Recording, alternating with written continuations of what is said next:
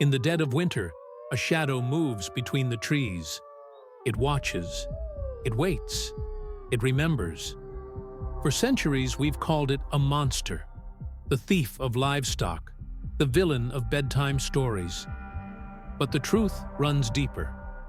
This creature is the pulse of the wilderness, a guardian bound by loyalty and love.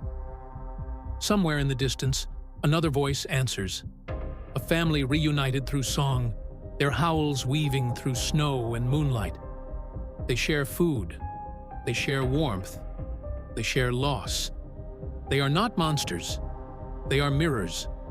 Every wolf's story is tied to our own, in loyalty, in fear, in survival. And by the end of this episode, you'll never hear a wolf's howl the same way again. Welcome to Wildlife Lounge, where nature's fiercest and most fascinating creatures come alive. And today, we follow the trail of one that shaped our world in ways few ever realized. Today, we journey into the world of the gray wolf, a species that reshapes landscapes, inspires legends, and divides civilizations. We'll uncover how wolves engineer ecosystems, the myths that nearly doomed them, and the spiritual bond they share with the people of the North. From ice-bound hunts to sacred stories, this is the wild's most misunderstood hero.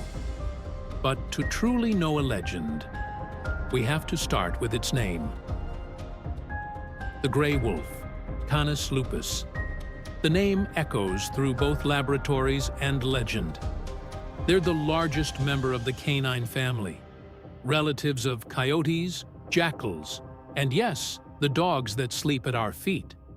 But unlike their domesticated kin, wolves never traded freedom for comfort.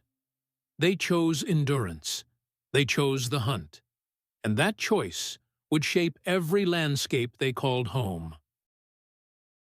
Once, wolves ruled nearly every corner of the Northern Hemisphere, from Arctic tundra to desert plains. They still thrive where wilderness endures. Yellowstone's valleys, Canada's boreal forests, Siberia's frozen steppe, Eastern Europe's shadowed woods. In every biome they touch, they adapt, shedding, growing, and shifting tactics to survive. They are nomads of endurance, nature's shapeshifters. And their greatest adaptation of all? The way they live, not alone, but together. To understand a wolf, you must understand the pack. It's a family, parents, pups, and even distant relatives bound by trust. They hunt, play, and mourn together. Scientists have watched wolves grieve their dead, share food with the weak, and protect their young with almost human tenderness. Every flick of an ear, every raised tail, every subtle growl carries meaning. And the howl, its identity, location, emotion. A song that can travel 10 miles through open air. Wolves don't speak words. They compose symphonies. But when the harmony ends, instinct takes the stage. Wolves are persistence hunters. They win by endurance and coordination. They test herds of elk and caribou, searching for weakness. When the chase begins, it's not chaos, it's choreography. Each wolf takes a role: flanker, driver, closer, moving like soldiers with a shared instinct.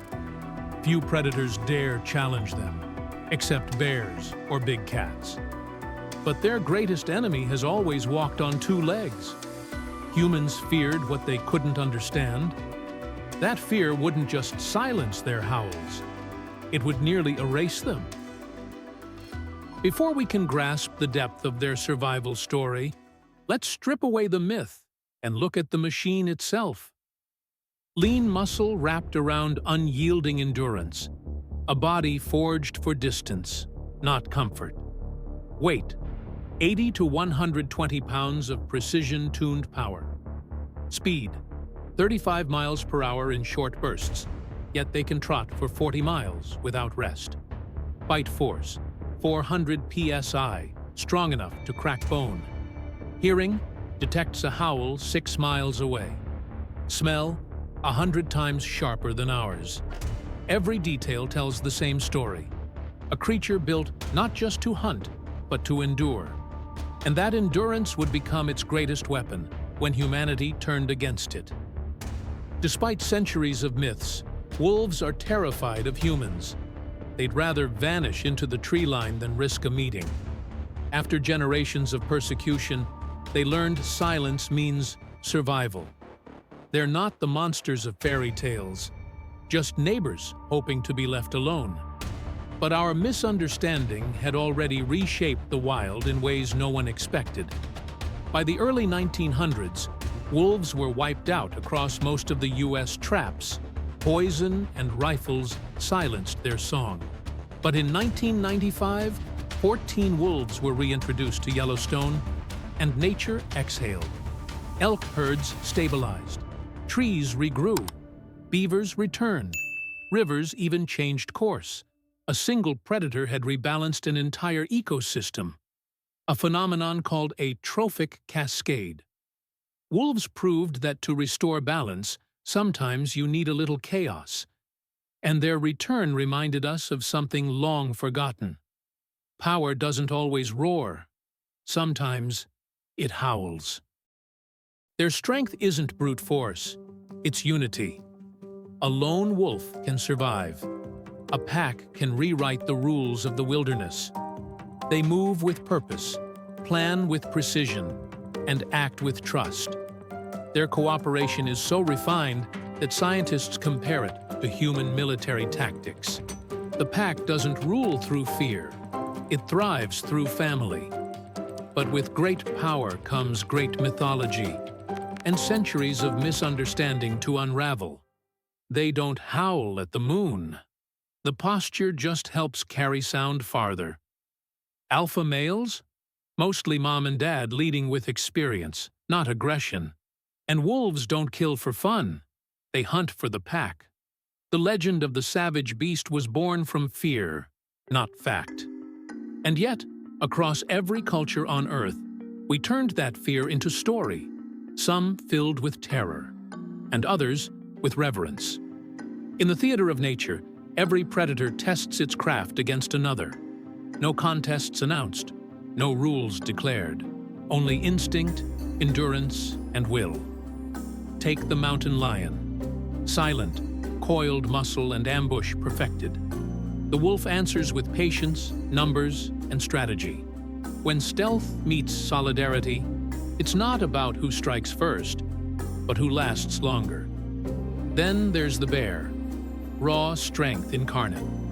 A wolf pack knows better than to charge blindly. They probe, they pressure, they wait. One misstep could mean death, yet together they can turn giants away. But the most enduring rivalry of all isn't fought on four legs. It's between wolf and human, two apex minds that mirror each other's hunger for territory, leadership, and survival. We've battled, imitated, and even become each other's shadows. And that shadow stretches beyond science, into legend, faith, and fear. Because the way humans see the wolf reveals as much about us as it does about them. Across time and continents, people have looked into those amber eyes and seen everything from kinship to chaos. In many Anishinaabe, Ojibwe stories, the wolf, Maingan, is family. The Creator sent the first man and the first wolf to walk the earth together, naming every living thing side by side. When their journey ended, the Creator told them to take separate paths, yet remain spiritually bound. So the Ojibwe say, what happens to Maingan will happen to the people. It is both kinship and caution, a lesson in loyalty, courage, and respect for all living things. Far to the north, Inuit legends tell of the Amarok, a giant wolf spirit that hunts those who wander the tundra alone. To face it is to face the wilderness itself, relentless, honest, and unyielding. In some tales, the Amarok appears as a force that tests those it encounters. reminding humans that survival demands humility and respect for the land. Neither evil nor benevolent, it simply enforces balance between people and the Arctic. And in Norse mythology, the great wolf Fenrir is bound by the gods until Ragnarok, when he breaks free and kills Odin. In many versions of the story, Fenrir's offspring, the wolves Skjold and Hati, are fated to chase and devour the sun and moon, plunging the world into darkness. These wolves are not villains so much as inevitabilities, symbols of the chaos that follows when the wild is chained too tightly. From brother to omen, from guardian to destroyer, the wolf has carried pieces of us through every age. He reflects our courage, our rage, our longing for belonging, and our craving for freedom. To silence him would be to silence something ancient that still howls within humanity itself. As the snow settles and the moon rises, a single howl cuts through the night. It isn't menace, it's connection. The wolf reminds us that every heartbeat plays a note in nature's symphony. If you learned something new, drop a wolf in the comments and tell us which creature should take the spotlight next. Subscribe to join the pack. And as always, stay curious, stay wild. This has been Wildlife Lounge.